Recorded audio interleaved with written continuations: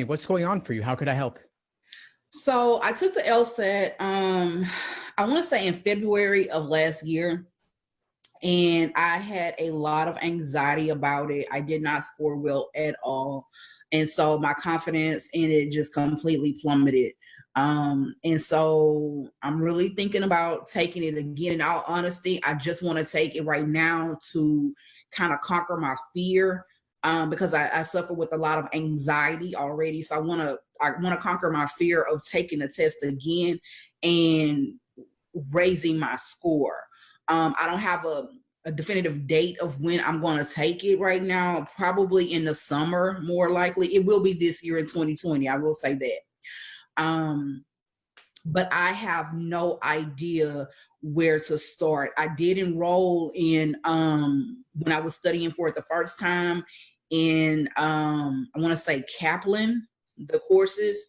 So I paid for that, and did like a really condensed, maybe like 3 or 4 weeks of studying on that. And it just, everything just kind of like just flew over my head. Like I'm not really a virtual learner. I'm more of like an in-person type of thing. So right now I feel like I'm back at square one, as if I'm taking it all over again. I didn't retain anything that I took from it.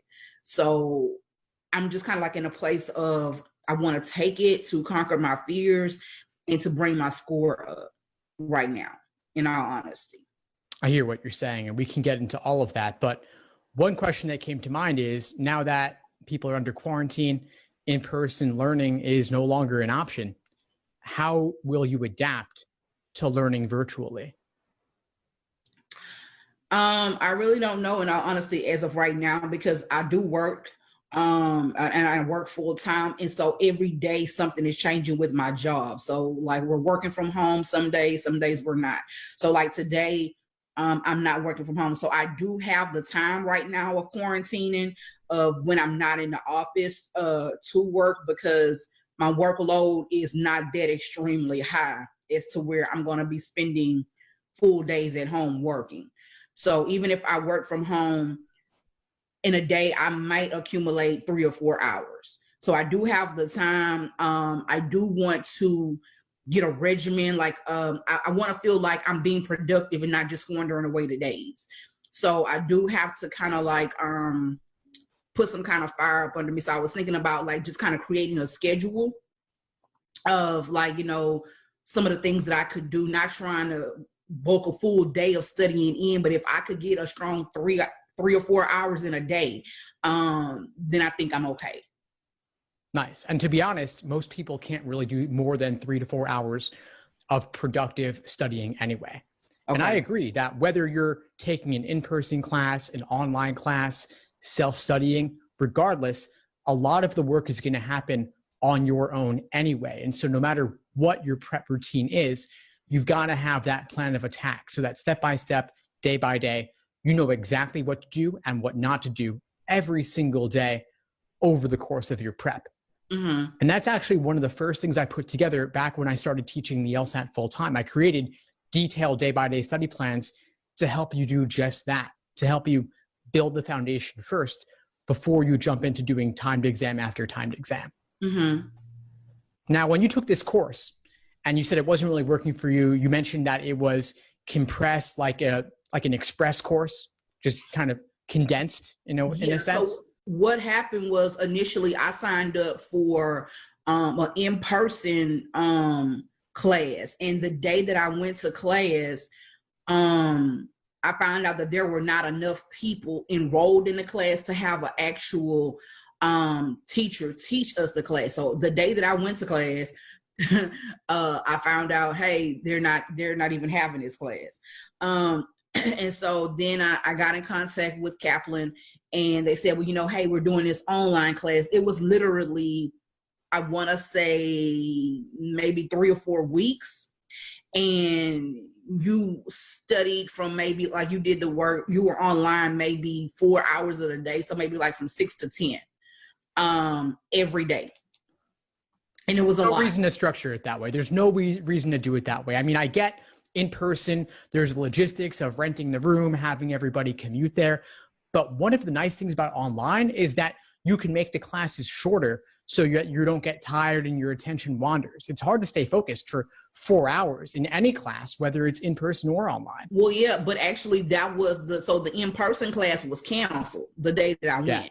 So that was the online version. Right. And what I'm saying is that when you transition online, there's no reason to do 4 hours as a block.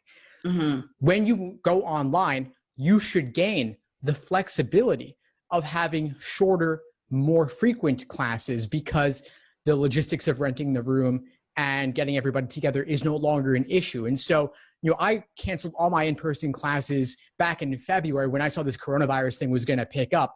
I transitioned everything online, but I also changed the model. I adapted them into my online courses where we have live online classes and Q&As.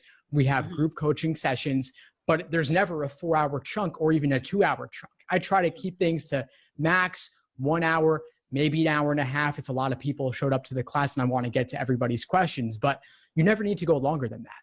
Mm-hmm. And so I'm wondering, was the issue that it was in person that you needed, or that it was you needed it to not be 4 hours in a stretch? There's different angles to look at here to figure out what really you need to best serve you over the next few months or whenever you take your exam. Mm-hmm. And in all honesty, I couldn't say that I know. I couldn't say, I do know that, I for my master's degree, I did school online. So, I can do the work online. That's not an issue, but I felt like with the LSAT, and I just didn't retain the information. I wasn't learning. I was just kind of feeling like I was just going through the motion, if that makes sense. Totally. I get exactly what you're saying. And so I think you've got to figure out a study plan of attack that keeps you engaged, where you've got bite-sized chunks, you know what to work on, you can take a break here or there, you can give yourself little rewards along the way, because the LSAT is a monster of an exam. There's a lot to cover. Mm-hmm. And if your aim is simply take it in 2020 and conquer your anxieties and fears around this, then you've got enough time to make anything happen, and you can slow down and give yourself the time you need to feel comfortable with each section of the exam, so that you walk in on test day, you're not really seeing anything new. Okay. So I just don't know, like I said, I took my diagnostic on yesterday. I scored a 133. And in all honesty, like I told you before, I just kind of like guessed through the exam. I really don't know where to start to because I feel like my studying wasn't structured, and I know, like you said, it has to be structured. And so I don't even know how to structure the plan to even get to studying, in all honesty. Yeah, I hear you. So I'm definitely going to recommend, again, the day-by-day study plans. I'll send you a link to those. But in the meantime, right now in this conversation, I can give you a little breakdown of what it looks like. Okay. So basically, you said you scored a 133, which means there's a lot of work to do in terms of building the foundation. I don't want you doing any full-length timed exams for a while. I also wouldn't want you doing any individual timed sections either, because we've got to slow down, help you build the foundation, doing each question by type, starting with the easiest questions, then the moderate ones, then the most difficult ones. So I typically recommend starting with games because they're the most daunting at first, most intimidating. The logic game? The logic games. Yeah. Is that your experience as well? Yes. Yeah. It is for so many students. So I suggest typically starting with the easiest ordering games. So doing the easiest ordering games first, then the intermediate ordering games, then the difficult ordering games, then easy grouping, intermediate grouping, difficult grouping, easy combination, intermediate combination, and so on. So we're doing the most common types from easy to hard. Then you can pull it together with an individual timed section of logic games specifically. We're not going to give you timed logical reasoning because you haven't covered logical reasoning by type yet. But the same framework applies for logical reasoning. Easy must be true, moderate must be true, difficult must be true. Easy, most strongly supported, intermediate, most strongly supported. You get the idea. The idea. It's doing questions by type from easy to hard, only doing full-length timed sections once you've covered the basics of each type that's contained within. Then later, you pull together with a full length timed exam and you review it. You do another timed exam, you review that. Once you notice weak areas, you take a moment, step back, focus on those weak areas, drill those by type, maybe review articles or book chapters or video lessons covering that type. Then you go back and hit it again, see if you improve. You spend a lot of time reviewing your weak areas. You're not just doing exam after exam and measuring yourself. That's a recipe for burnout and for discouragement. But you got to give yourself the chance to learn the material first. Okay. So you said to start with, I'm just kind of trying to recap what you said, the logic games and starting with that first. So starting with the easiest order of games to the intermediate to the hard, right? Yeah, exactly. And I actually have categorizations on my website as well, breaking them down so you know what are the easy ordering games, what are the ordering games, period. I cover all of that and lay it out for you in general on the website, the LSAT blog, and then in more detail in the day-by-day study plans. Okay. I'll even tell you, like, do prep test 65 game 3, do prep test 74 game 1. I'll tell you the exact questions to work on to remove all the guesswork about what to do, because it's hard enough to study for this exam as it is. Figuring out what to do is a whole nother level on top of that. I remove that part so you can get down to business. Okay. And so if this is on your weekly plan. So I have a free week by week plan to give you a general framework and some guidance, but then I have a premium day by day study plan laying out exactly what to do each day. The shorter term ones are $20. The longer term ones are $25. Okay. Okay. And so I could just get those over the website, over the internet? Exactly. Yeah, they're downloadable. So no shipping issues or anything like that. I was talking to someone earlier who said she couldn't get her books on Amazon. The nice thing is that all my resources are digital. You can get them anywhere in the world instantly. Okay. Okay. Great. So once I download it, am I able to like save it to a drive and then go back and print what I need? Yeah, exactly. It's a PDF. You download it. You can email it to yourself. That way you always have it. Okay. Okay, great. And you can print it out too if you want.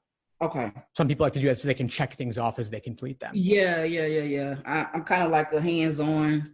Yeah. Okay. But the cool thing also is that I have clickable links in the PDF version so you can click out to different articles at the relevant point at which you're covering that topic. Okay. Okay. So what do you suggest for me for like just first starting off? So since I want to structure the studying, like I said, I don't really have a date in mind right now. Like, what would you like the weekly study plan, study guide? What I would suggest for you right now is you're not in a rush. You want to master this. You want to give yourself the time. Obviously, the April LSAT isn't going to happen. It's only a matter of time before that gets canceled. You want to allow more time anyway. Right. June is also somewhat of a question mark because we don't really know how long this pandemic is going to go. Right. So since you're not in a hurry, I wouldn't worry about that one either. I would say aim for August, aim for October. Give yourself the time to truly master this material, especially if you want a significant score increase. Mm-hmm. So if we're speaking now, end of March, you've got about 4 or 5 months until August. You've got something like 6 months until October. That's a good chunk of time, especially since you're working also. You can slow down and give this the time it deserves to truly master it. Do you do like individual tutoring and things of that sort as well? Yeah, I do. I do one-on-one coaching. I also have courses that include live online master classes and Q&As. And then I have the small group coaching as part of the courses as well. And so I can send you some links on those. And whenever you're ready to potentially pursue those, reach out and we can talk more about it. But for now, I would say start with the study plan alone, build your foundation, build a basic familiarity. And then when you're ready for more, you could consider getting more resources or more support. Okay. I appreciate it so much. Yeah, of course. We're about up for today, but before we sign off, what would you say is the biggest insight you got from our call today? Just the importance, like not putting so much pressure on myself, because inadvertently that's how I feel, like I got to get it done type of thing. But just you reminding me, like, you have time, like, so you can devote the time that you need, but also the importance of structuring the study. So I think just with you being able to tell me start with logic games first, because that's the hardest, and then the easy, and then in my mind I would think you would start with the hardest first and go down to the easiest. But I think if I can remember correctly, like, they're not scoring you for what you get wrong, but for what you get right. So if I can get easiest and intermediate those are still more points that I can accumulate towards my score. So just in how to structure the study, I think that's really good, because I just felt like before I was just all over the place. Like I just didn't know where to go. And I know that this time around, something has to give. It has to be different. I can't keep doing the same thing and expecting a different result. So the importance of structuring the study, and I think you just kind of gave me a little blueprint on how to start this. So I think that's the most valuable thing that I've gotten from this. Awesome. Well, I'm really glad I was able to help. Please keep in touch and let me know if you need anything at all as you move forward with your prep. But I think we're there. Thank you so much, Steve. I really appreciate it. Thank you for your time. Of course, my pleasure. Have a good one. You do the same. Bye. Bye-bye. Thanks for tuning into the show. Please subscribe if you haven't done so already to be notified of new episodes as I release them. And feel free to reach out if you need anything at all as you move forward with your prep. I'm happy to help however I can. In the meantime, I wish you all the best and take care.